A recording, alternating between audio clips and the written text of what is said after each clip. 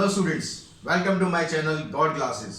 तो बच्चों, आज का जो लेक्चर है उसमें हम कंटिन्यू कर रहे हैं परमुटेशन एंड कॉम्बिनेशन को। आज हम इसका फोर्थ पार्ट कर रहे हैं। तो पिछले 3 पार्ट्स में हमने समझा कि फंडामेंटल प्रिंसिपल ऑफ काउंटिंग क्या होती है, या फिर हम फैक्टोरियल नोटेशन किस तरह से डिनोट करते हैं, कैसे उसको एक्सपेंड करते हैं, कैसे उसको सोल्व करते हैं। ये सब ऑलरेडी अपने पिछले 3 लेक्चर में हम कर चुके हैं। आई होप आपको वो अच्छी तरह समझ में आए होंगे। और अगर आपको समझ में आए होंगे तो डेफिनेटली आपने वीडियो को लाइक भी किया होगा, शेयर भी किया होगा, और साथ ही अपने सब्सक्राइब भी आपने ऑलरेडी कर ही रखा होगा। अगर कर रखा है, और बेल आइकन को भी आपको प्रेस कर देना चाहिए ताकि आने वाली वीडियो भी आपको लगातार मिलती रहे।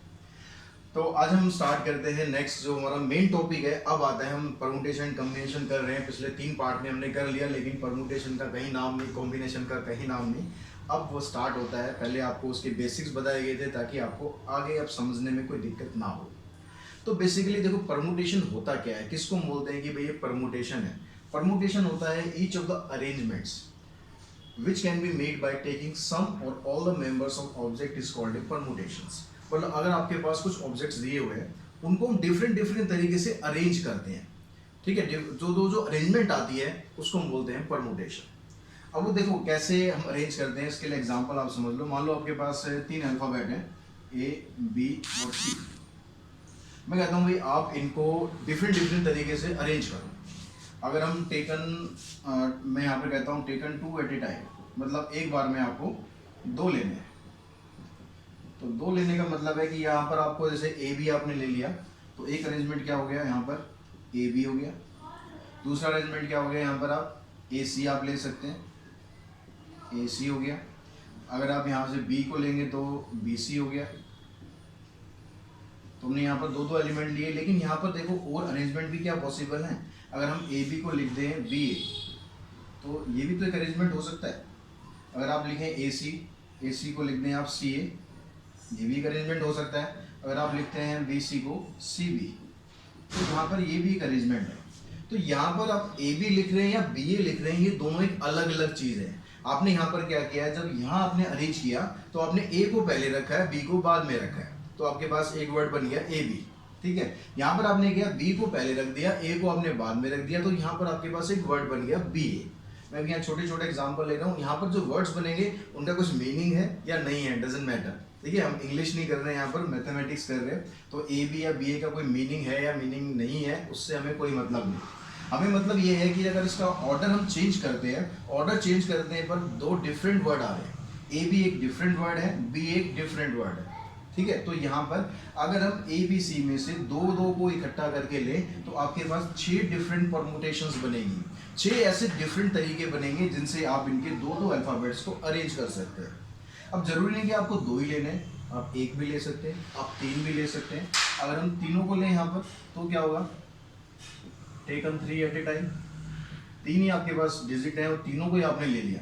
तो आप कैसे, यहाँ पर जो पहला वर्ड बनेगा वो बन गया आपका ए बी सी। ठीक है, दूसरा वर्ड क्या बन गया, ए सी बी। ए को पहले रखा हमने, बाकी दोनों को चेंज किया। अब ऐसे क्या करो, आप बी को पहले रख लो, तीसरा बनेगा ये बी ए सी। चौथा क्या बन गया, बी सी ए। ऐसे अगर आप और बनाएंगे, 5वां बन जाएगा आपके पास सी ए बी, और यहाँ पर बन गया सी बी ए। तो यहाँ पर अगर आप तीनों को भी इकट्ठा ले लो तो भी आपके पास 6 अलग अलग तरीके बन रहे हैं। जरूरी नहीं है कि हर बार सेम ही बनेंगे, वो यहाँ पर सेम आ गए, लेकिन ऐसा जरूरी नहीं है कि हर बार एक जैसे ही बनेंगे। तो डिपेंड करता है कि आपके पास कितने ऑब्जेक्ट्स हैं और आप कितने ऑब्जेक्ट्स ले रहे हो, उसके हिसाब से डिफरेंट डिफरेंट तरीके से उनको अरेंज करना, इसी को हम बोलते हैं परमुटेशंस। ठीक है, each of the arrangements which can be made by taking some or all the members. यहाँ पर हमने क्या किया, 2 मेंबर लिए, यहाँ पर हमने क्या किया, सारे के सारे मेंबर ले लिए। 3 ही थे आपके पास, तीनों के तीनों ले लिए। उन सबसे जितने भी डिफरेंट पॉसिबल तरीके हो सकते हैं उनके वर्ड्स बनाने के, उनको हम बोलते हैं नंबर ऑफ परमुटेशन। ठीक है, समझ में आ गई बात यहाँ पर। अब यहाँ से आपको एक चीज और याद रख लेनी चाहिए, क्योंकि जब आप कॉम्बिनेशन करोगे तो अक्सर आपको कंफ्यूजन हो सकता है भाई परमुटेशन लगाना या कॉम्बिनेशन लगाना। यहाँ पर आप देख रहे हो कि ए बी को हम अलग लिख रहे हैं, बी ए को अलग लिख रहे हैं, यानी यहाँ पर क्या करा हमने, नंबर का जो ऑर्डर है वो चेंज कर रखा है। यहाँ पर ए पहले है, बी बाद में, यहाँ पर बी पहले है, ए बाद में। इसका मतलब क्या हुआ, परमुटेशन के अंदर जो ऑर्डर है वो बहुत इंपॉर्टेंट रोल प्ले करेगा। तो ऑर्डर यहाँ पर मैटर करता है, ऑर्डर मैटर्स। बड़ी इंपॉर्टेंट चीज़ है, इसका बड़े ध्यान रखेंगे। जहां पर आपको कंफ्यूजन होगा कि परमुटेशन लगाना है या कॉम्बिनेशन लगाना है, तो आप इसको याद करेंगे भाई ऑर्डर यहाँ पर मैटर कर रहा है या नहीं कर रहा है। ऑर्डर आई थिंक आपको समझ में आ गया होगा। जैसे आपने ए बी सी लिखा, यहाँ पर हमने ए सी बी लिखा, हमने ऑर्डर चेंज कर दिया। ऑर्डर चेंज करने से क्या हो रहा है, वहां पर डिफरेंट वर्ड आपके पास बन के आ रहा है। दैट मीन्स ऑर्डर यहाँ पर मैटर करता है। क्लियर होगी यहाँ तक सारी चीज। अब यहाँ पर अगर मैं परमुटेशन की डेफिनेशन की बात करूं तो परमुटेशन क्या हुआ, परमुटेशन को आप कह सकते हो let r and n be two positive integers. ठीक है, let r and n be two positive integers, two positive integers and r is greater than और 1 less than equals to n. R की जो वैल्यू है वो हमेशा 1 से बड़ी होगी या 1 के बराबर होगी, लेकिन एन से बड़ी नहीं हो सकती, एन से हमेशा छोटी रहेगी या उसके बराबर रहेगी। Then the number of permutation of, then the number of permutation of different objects taken some, taken यहाँ पर आप आर दे दो, taken r at a time, taken r at a time, taken r at a time. दूसरी चीज आपको क्या ध्यान रखनी है कि यहाँ पर रिपीटेशन अलाउड नहीं होगा, repetition of object is not allowed, repetition of object is not allowed, is not allowed, is denoted by, इस परमुटेशन को हम कैसे दिखाएंगे, is denoted by NPR, या तो ऐसे लिखेंगे आप या फिर ऐसे लिखेंगे P फिर ब्रैकेट के अंदर N और R, where R is greater than or equals to 1 and less than equals to N। तो इसको हम बोलते हैं परमुटेशन। तो जो परमुटेशन का बिल्कुल बेसिक था, होता क्या है वो मैंने आपको यहाँ पर क्लियर कर दिया। आई होप आपको समझ में आ गया होगा परमुटेशन क्या है। अब यहाँ पर इसकी कुछ थ्योरम्स हैं, इसके कुछ फार्मूलाज हैं, वो और हम समझ लेते हैं, उसके बाद फिर क्वेश्चंस अप्लाई करेंगे तो आपको और क्लियर हो जाएगा। तो बच्चों देखो, जो थ्योरम आपके पास यहाँ पर देखिए, फर्स्ट थ्योरम है, सबसे इंपॉर्टेंट थ्योरम है, पूरे चैप्टर में यही फार्मूला आपको अप्लाई करना है जो थ्योरम के थ्रू हमें मिलेगा। तो यहाँ कहता था number of permutation of n different objects taken r at a time, repetition of digits are not allowed, objects are not allowed is given by this. यानी आपके पास टोटल ऑब्जेक्ट्स यहाँ पर कितने हैं, टोटल ऑब्जेक्ट्स आपके पास n है, total objects n हो गए। कितने ऑब्जेक्ट्स आप ले रहे हो यहाँ पर एक बार में, टेकन ऑब्जेक्ट्स r। तो जो फार्मूला आपका मिलेगा यहाँ पर NPR का फार्मूला बनेगा n फैक्टोरियल अपॉन में n माइनस r फैक्टोरियल। तो फार्मूला बहुत मुश्किल नहीं है, इजीली आप याद कर सकते हैं। तो अब तक आई थिंक आपको याद भी हो गया होगा। लेकिन ये फार्मूला आया क्यों, कहाँ से आया, कैसे आया, NPR n factorial upon n minus r factorial क्यों? तो इसके पीछे हम कारण समझते हैं कि भाई ऐसा फार्मूला ही क्यों बन रहा है। क्योंकि देखो बेसिक्स आपके क्लियर होने बहुत जरूरी है। फार्मूला आपको याद हो गया, फार्मूला आप लगा देंगे, क्वेश्चंस आप सॉल्व कर देंगे बड़े इजीली, कोई दिक्कत नहीं आएगी। लेकिन इन केस कहीं पर आप फंसते हैं जहां पर आपको कुछ टिपिकल क्वेश्चन मिल जाते हैं, तो जब तक आपको उसको बेसिक क्लियर नहीं होगा ना, आप कहीं ना कहीं अटक जाएंगे। क्योंकि इसलिए फार्मूला रटना काफी नहीं होता, उसको समझना भी जरूरी होता है कि फार्मूला क्यों, कैसे, कहाँ से। तो वो चीज मैं आपको यहाँ पर समझा रहा हूँ। यहाँ पर देखो आपके पास n ऑब्जेक्ट्स हैं और टेकन ऑब्जेक्ट्स आ रहे हैं, यानी आपको r ऑब्जेक्ट्स लेने हैं। तो इसके लिए हम यूज करेंगे फंडामेंटल प्रिंसिपल ऑफ काउंटिंग, जो सबसे पहले हमने पढ़ा था। उसमें क्या था, थोड़ा एक एग्जांपल देख लेते हैं। आपके पास मान लो यहाँ से 1 2 3 4 4 आपके पास डिजिट हैं और आपको इनसे 3 डिजिट का नंबर बनाना है। तो हम क्या करते हैं, यहाँ पर 3 प्लेस होते हैं आपके पास। तो पहले प्लेस पर हम क्या लिखते हैं, क्योंकि 3 डिजिट का नंबर बनाना है। तो ऑप्शन आपके पास यहाँ पर कितने हैं, ऑप्शन आपके पास यहाँ पर 4 हैं। तो यहाँ पर आप लिखेंगे 4। फिर रिपीटेशन अलाउड नहीं है तो क्या होगा, अगली बार एक ऑप्शन हमारे पास कम हो जाता है, फिर एक ऑप्शन और कम हो जाता है। तो इनको मल्टीप्लाई कर देते हैं, इससे आपके 3 डिजिट के नंबर निकल जाते हैं। तो सेम प्रोसेस आप यहाँ पर अप्लाई करेंगे कि यहाँ पर आपके पास ऑब्जेक्ट्स कितने हैं, n ऑब्जेक्ट्स हैं टोटल। तो पहले प्लेस पर आपके पास कितने ऑप्शंस अवेलेबल होंगे। अगर हम यहाँ फार्मूला बनाते हैं इसका, तो पहले प्लेस पर आपके पास n ऑब्जेक्ट्स हैं टोटल, ठीक है। उसके बाद क्या होता है, फिर एक कम हो जाएगा। एक कम होने का मतलब है फिर क्या आएगा, n-1 आएगा, फिर क्या आएगा, n-2 आएगा। इस तरह से ऑब्जेक्ट्स कम होते जा रहे हैं। कहाँ तक कम हो रहे हैं, यहाँ पर आपको 3 डिजिट का नंबर बनाना था तो 3 प्लेस तक चले गए। यहाँ पर आपको r ऑब्जेक्ट्स लेने हैं, तो मतलब आपको यहाँ पर आर्थ प्लेस तक जाना है। अब ये आर्थ प्लेस पर आपके पास जो ऑप्शंस आएंगे वो कितने होंगे, वो चीज़ आप समझ लेंगे, फिर हम फार्मूला बनाएंगे। यहाँ पर देखो जो पहला आपके पास टर्म है, पहली टर्म में क्या है, यहाँ पर जो फर्स्ट टर्म आपके पास आ रही है, मैं A1 से डिनोट कर देता हूँ उसे। पहली टर्म में आ रहा है आपके पास n, दूसरी टर्म में क्या आ रहा है आपके पास n-1, ठीक है। तीसरी टर्म में क्या आ रहा है n-2। अब यहाँ से मैं इसको एक कॉमन फॉर्म बनाना चाहूँ तो इसको मैं कैसे लिख सकता हूँ, n को मैं कैसे लिखूँ, n-1 + 1 ऐसे लिख सकते हैं। उसके बाद यहाँ पर n-1 को क्या लिखेंगे, n-2 + 1, फिर क्या आएगा n-3 + 1। तो यहाँ पर देखो n और 1 तो सेम आ रहा है, जो प्लेस के हिसाब से ये नंबर चेंज हो रहा है। जो पहला प्लेस है उस पर आएगा 1, जो दूसरा प्लेस है उस पर आएगा 2, तीसरा प्लेस है उस पर आएगा 3। तो ऐसे अगर हम आर्थ प्लेस की बात करेंगे तो यहाँ पर क्या आएगा n-r + 1।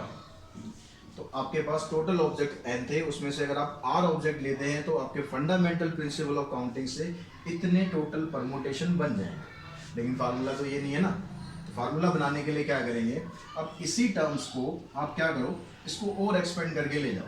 कहाँ तक लेके जाओ, 1 तक लेके जाओ। ये n हो गया, n-1, n-2 up to n-r + 1। फिर एक कम करेंगे, इसमें से क्या हो जाएगा, n-r हो जाएगा। इसी तरह कम करते करते मैं पहुंच गया यहाँ पर 3 × 2 × 1 तक, क्योंकि जो फैक्टोरियल होता है फैक्टोरियल हमेशा आपको 1 तक एक्सपेंड करना है तभी वो पूरा होगा। बीच में आप छोड़ते हैं तो फैक्टोरियल कंप्लीट नहीं है जब तक उसमें फैक्टोरियल का आपने साइन नहीं लगाया। तो अब हमने क्या किया, यहाँ पर ये जो n-r है या उससे आगे की टर्म है, ये तो इसमें थी नहीं ना, ये तो हमने क्या करा है, अपनी तरफ से डाल दी। अब मैथमेटिक्स में आप अपनी तरफ से कुछ नहीं कर सकते हो, ये आपको पता ही होगा। अगर आपने अपनी तरफ से कुछ किया है तो आपको उसको बैलेंस भी करना है। यानी यहाँ पर आपने ये मल्टीप्लाई किया तो यहाँ पर आपको क्या करना है, डिवाइड भी करना है। n-r से लेकर 3, 2, 1 पूरा। यहाँ तक क्लियर होगी बात। अब यहाँ पर देखो, अगर हम इसको पूरे को देखें तो ये n फैक्टोरियल नहीं बन गया। n से स्टार्ट हो रहा है और कहाँ तक एक्सपेंड हो रहा है, 1 तक एक्सपेंड हो रहा है। जैसे हम 5 फैक्टोरियल लिखते हैं तो 5 फैक्टोरियल को कैसे लिखेंगे, 5 × 4 × 3 × 2 × 1, successive product of natural number, यही हमने किया था फैक्टोरियल में। तो ये बन गया आपके पास n फैक्टोरियल। नीचे क्या हो रहा है आपके पास, n-r से स्टार्ट हो रहा है, ये भी कहाँ तक जा रहा है, 1 तक जा रहा है। तो नीचे क्या बन गया, n-r फैक्टोरियल। अब देखो आपका फार्मूला बना नहीं बना, तो npr is equals to n factorial upon में n-r फैक्टोरियल। तो इस तरह से आप ये फार्मूला डिराइव कर सकते हो। जी समझ में आ गया होगा, यहाँ तक आप स्क्रीनशॉट ले सकते हो। अब उसके बाद देखो यहाँ पर हम 2 केस और बनाते हैं। आपके पास फार्मूला तो आ गया, फार्मूला आने के बाद अगर मान लो मेरे पास यहाँ पर मेरे को सारे के सारे ऑब्जेक्ट यूज करने हैं, npr की जगह अगर मैं कहूँ मुझे npn की वैल्यू निकालनी है तो हम ये फार्मूला लगाकर भी निकाल सकते हैं। लेकिन मैं आपको वैसे ही बता रहा हूँ, फंडामेंटल प्रिंसिपल ऑफ काउंटिंग के हिसाब से अगर आप चलेगी तो ये क्या बनेगा, n हो गया पहले, ठीक है। फिर उसके बाद n-1, n-2, इस तरह चलता रहेगा। कहाँ तक चलता रहेगा, nth प्लेस तक चलता रहेगा। तो nth प्लेस का मतलब क्या हो जाएगा, n-n + 1, r की जगह क्या हो गया, n हो गया। तो यहाँ तक आपका आ गया। इसको आप कैंसिल करेंगे तो क्या बन गया, n इंटू में n-1 इंटू में n-2 अप टू 1 तक आ गया। यानी ये n से स्टार्ट हो रहा है और पूरा सक्सेसिव प्रोडक्ट कहाँ तक जा रहा है, 1 तक जा रहा है। तो ये किसके बराबर हो गया, n फैक्टोरियल। यानी आपको अगर n ऑब्जेक्ट्स दिए हुए और n के n ऑब्जेक्ट्स यूज करने हैं तो आपको फार्मूला लगाने की जरूरत नहीं है, आप डायरेक्टली n फैक्टोरियल लिख सकते हैं। यहाँ तक एक चीज आपको क्लियर होगी।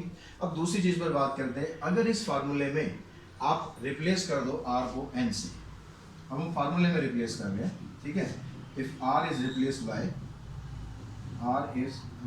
बाय n, तो देखो क्या होगा। तो ये बन गया आपके पास npn इक्वल्स टू, इस फार्मूले को ही अप्लाई करेंगे हम, तो ये बन गया n factorial divided by n minus n factorial. तो ये क्या आ गया, n factorial divided bye 0 factorial.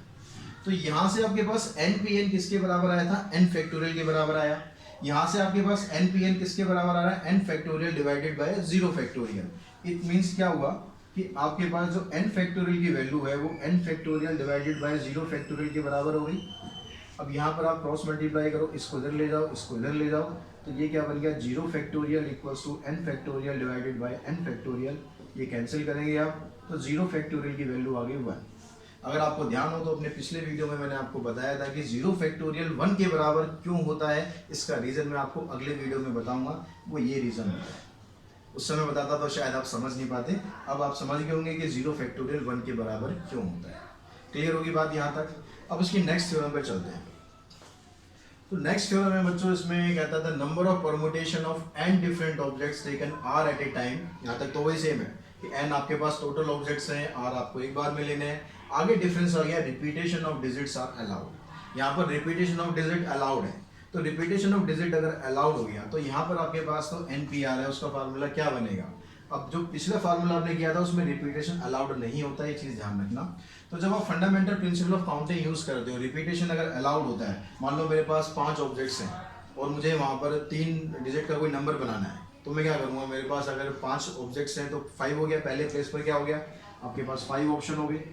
अब रिपीटेशन क्योंकि अलाउड होता है इसलिए नेक्स्ट प्लेस पर भी 5 हो गया, उससे अगले प्लेस पर भी 5 हो गया, तो इस तरह वो नंबर सेम रहता है। तो यहाँ पर आपके पास n ऑब्जेक्ट्स हैं टोटल, तो यहाँ पर आ गया n, फिर इनटू में n, अगले प्लेस पर क्या है रिपीटेशन अलाउड है, फिर वहाँ भी n।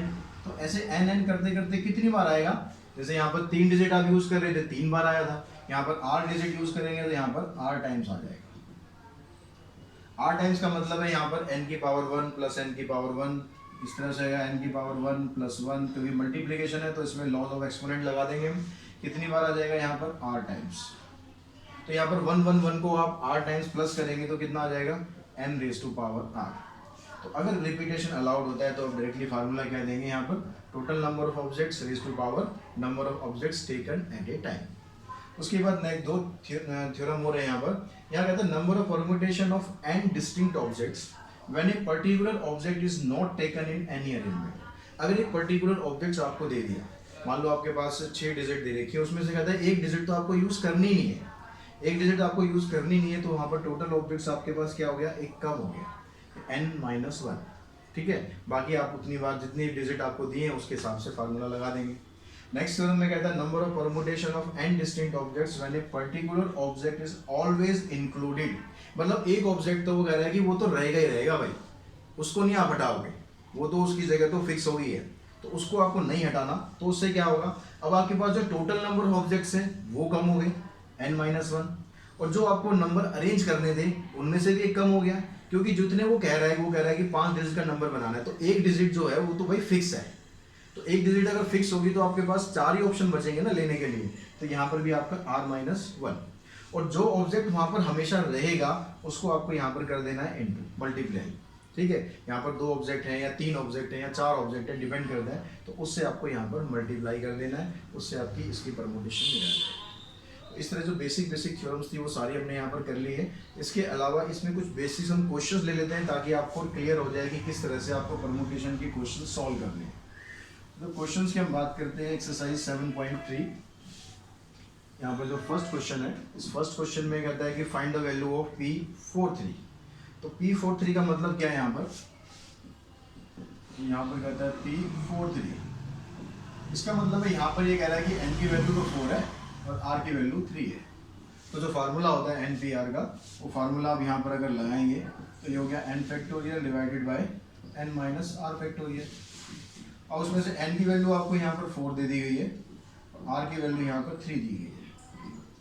तो 4 फैक्टोरियल डिवाइडेड बाय 1 फैक्टोरियल, और 4 फैक्टोरियल को आप एक्सपेंड करेंगे तो 4 इंटू में 3 इंटू में 2 इंटू 1, नीचे 1 है, तो 4 3 ज़ा 12, 12 2 ज़ा 24, तो इस तरह 24 नंबर ऑफ परमुटेशन आ जाएंगे। इसी तरह के इसके बाकी पार्ट्स हैं वो भी आप ऐसे इजीली कर सकते हैं। अब यहाँ पर देखो क्वेश्चन नंबर सेकंड में दिया हुआ है आपको 10P3। क्वेश्चन नंबर सेकंड क्या कहता है, यहाँ पर कहता है 10P3 is equals to 9P3 plus में 3 इंटू में 9P2, ये क्वेश्चन है। अब इसको आप जो सिंप्लीफाई करेंगे तो क्या करना, आपको फार्मूला लगाओ। 10P3 का मतलब हो गया 10 फैक्टोरियल, नीचे आ गया 10 minus 3 factorial equals to 9 factorial and 9 minus 3 factorial plus 3 into 9 factorial 9 minus 2 factorial. अब ऊपर यहाँ पर आपके पास जो 10 फैक्टोरियल है, उस 10 फैक्टोरियल को आप लिख ले 10 इंटू में 9 फैक्टोरियल। नीचे क्या आ जाएगा यहाँ पर 7 फैक्टोरियल। 7 फैक्टोरियल को ऐसे लिख लें 7 इंटू में 6 फैक्टोरियल। फैक्टोरियल वाली वीडियो देखी होगी तो इजीली आपको समझ में आ जाएगा। नहीं देखी है तो यहाँ पर देखने का कोई फायदा नहीं है, पहले आप उसको देखो, उसको समझो, फिर यहाँ पर आना। तो यहाँ पर आपके पास 7 फैक्टोरियल आएगा, इसको भी आप ऐसे लिख लें 7 इंटू में 6 फैक्टोरियल। अब क्या करना है आपको, ऊपर से 9 फैक्टोरियल कॉमन निकाल देना है। 9 फैक्टोरियल आपने कॉमन निकाला, नीचे से 6 फैक्टोरियल कॉमन निकाल दिया, इधर बची आपके पास 10/7। इधर से आप 9 फैक्टोरियल और 6 फैक्टोरियल कॉमन निकालते हो तो यहाँ से क्या बचेगा 1 प्लस में 3/7। ये कैंसिल हो जाएगा, ये आ गया 10/7 और यहाँ से आ गया 7 प्लस में 3 10/7। तो ये दोनों चीज़ें यहाँ पर प्रूव हो गई। तो आपको इसको इसके बराबर ही प्रूव करना था, यानी LHS और RHS आपकी दोनों बराबर हैं। ऐसे इसके सेकंड पार्ट में और थर्ड पार्ट में भी आपको प्रूव करना है। तो इजीली आप बस फार्मूला लगाना, फार्मूला लगाओगे तो बड़े आसानी से प्रूव हो जाएगा। क्वेश्चन नंबर जो थर्ड की हम बात करते हैं, क्वेश्चन नंबर थर्ड में आपको क्या दिया है, यहाँ पर आपको n की वैल्यू फाइंड करनी है। और फर्स्ट पार्ट में कहता है कि भाई n-3 n-1 p3 is equals to np4। ये आपको बराबर दिया और n की वैल्यू आपको यहाँ फाइंड करनी है। तो यहाँ जब फार्मूला लगाएंगे आप तो ये हो गया n-1 factorial divided by n-1 minus 3 factorial equals to n factorial divided by n-4 factorial. अब यहाँ पर देखो ये -1 -3 -4 ही बनेगा, यानी ये भी n-4 फैक्टोरियल है और ये भी n-4 फैक्टोरियल है। तो डिनोमिनेटर से डिनोमिनेटर तो कैंसिल हो गया, बचिए आपके पास ये। अब यहाँ पर जो n-1 फैक्टोरियल है इसको तो आप ऐसे लिखो, n को एक्सपेंड कर दो n इंटू में n-1 फैक्टोरियल। अब यहाँ पर ये भी सेम आ गया, इधर 1 बच गया, इधर n आ गया, यानी n की वैल्यू क्या आ गई आपकी 1 आ गई। इसका जो सेकंड पार्ट है वो आप ट्राई करना है, थर्ड पार्ट हो रहा है वो समझा देता हूँ मैं आपको। थर्ड पार्ट में कहता है Pn-13 ratio Pn+1 3 equals to 5/12। तो यहाँ पर भी परमुटेशन तो बस लिखने का तरीका अलग है, बात वही है। यहाँ पर ये n है, ये r है, तो जब फार्मूला लगाओगे आप क्या हो गया यहाँ पर n-1 फैक्टोरियल और n-1 माइनस 3 फैक्टोरियल अपॉन में ये आ गया n+1 factorial divided by n+1 minus 3 factorial equals to 5/12। अब यहाँ पर देखो सिंप्लीफाई करो, n-1 फैक्टोरियल ये एज इट इज रहेगा, नीचे हो गया n-4 फैक्टोरियल। ये जो सबसे नीचे वाली टर्म रहती है ये शिफ्ट होकर सबसे ऊपर पहुंच जाती है, पता ही आपको। तो ये हो गया n-2 फैक्टोरियल और ये जो n+1 है ये इसके साथ आता है, यहाँ पर ये आ जाएगा n+1 फैक्टोरियल। अब यहाँ से देखो आपको सिंप्लीफाई करना है, किस किस को सिंप्लीफाई करना है, कहाँ तक सिंप्लीफाई करना है। देखो सबसे जो बड़ी टर्म है, अगर हम यहाँ पर बात करें नीचे तो n+1 सबसे बड़ी टर्म, तो n+1 को हम एक्सपेंड करते चलते हैं। कहाँ तक एक्सपेंड कर लेते हैं, n-2 तक एक्सपेंड कर लेते हैं। ऐसे इन दोनों में से -1 बड़ी है, तो इसको आप एक्सपेंड करोगे तो क्या आएगा n-1 n-2 n-3 and n-4। इसको यहीं पर ही रोक देते हैं। नीचे आपके पास n-4 फैक्टोरियल, इसको n-2 को आप एज इट इज लिखेंगे। इसमें नीचे वाली टर्म है, इसको एक्सपेंड कर दो n+1, फिर एक कम करेंगे n हो गया, फिर एक कम करेंगे n-1, फिर एक कम करेंगे n-2 फैक्टोरियल इक्वल्स टू 5/12। अब जो जो टर्म यहाँ पर कैंसिल होते थे उनको कैंसिल कर दो, काम अपना आसान बनाओ। ये कैंसिल हो गया, n-1 इससे कैंसिल हो गया और n-4 इससे कैंसिल हो गया। अब जो बच गया आपके पास उससे क्या करना है आपको, यहाँ पर इनको मल्टीप्लाई कर लो, n² माइनस में 5n हो जाएगा, n² 5n प्लस में 6 मल्टीप्लाई भी कर दिया, उसको हमने ऐड भी कर दिया। नीचे इन दोनों को मल्टीप्लाई करोगे आ जाएगा n² प्लस में n इक्वल्स टू 5/12। अब इसको क्या करना है आपको, क्रॉस मल्टीप्लाई करो, क्रॉस मल्टीप्लाई करके इससे आपके पास इक्वेशन बन जाएगी। इसको मैं मिटा देता हूँ यहाँ पर, ये आई थिंक आपको समझ में आ गया होगा। तो यहाँ पर जब हम इसको क्रॉस मल्टीप्लाई करते हैं 12 से आप इसको मल्टीप्लाई करें तो ये आ गया 12n², 12 5 60 एंड 12 6 72। इसको आप इससे मल्टीप्लाई करेंगे तो आ जाएगा 5n² प्लस में 5n। अब ये सारी टर्म्स को आप एक तरफ इकट्ठा करोगे तो 12n² माइनस 5n² यानी 7n² हो गया, माइनस 60n और माइनस 5 यानी माइनस 65n प्लस में 72। अब यहाँ पर आपको स्प्लिटिंग मिडिल टर्म करनी है। स्प्लिटिंग मिडिल टर्म करने के लिए क्या करना है आपको, इसको और इसको आप मल्टीप्लाई करते हो तो कितना आ गया 7 2 14, 7 7 49 और 50। तो 504 के आपको ऐसे फैक्टर करने हैं जिससे आपके पास 65 आ जाए। तो ऐसे ही आप इसको डिफरेंट तरीके से अरेंज करो जब तक 65 ना मिल जाए आपको। तो यहाँ पर देखो ये क्या बनेगा, एक तो ये नंबर ले लो आप 8 इंटू में 7, 8 इंटू में 7 56 हो गया और 3 3 9। तो 56 और 9 को अगर आप ऐड करोगे तो क्या आ जाएगा 65 आ रहा है। तो यहाँ पर आ गया आपके पास 7n² minus 56n minus 9n plus 72 equals to 0। यहाँ से आप 7n कॉमन निकाल दें, n माइनस 8 माइनस 9 कॉमन निकालें, n माइनस 8।